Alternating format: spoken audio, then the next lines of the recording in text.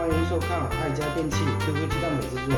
首先打开电源开关，把温度调到190度，热几分钟。热几分钟之后，我们再打开盖子，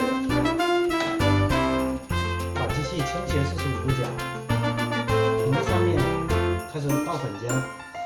粉浆不用倒得太满。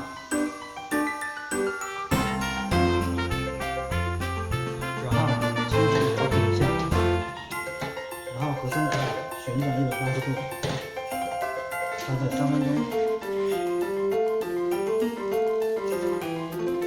3分钟到了，我们就把机器旋转过来，打开盖子，用木质半夹把它夹出来，放在上面。如果是要卷的话，趁热的把它卷开；如果不卷的话，用吹手吹一下，吹一下之后马上就变得又粗，外面很脆的，里面很酥的鸡蛋仔了。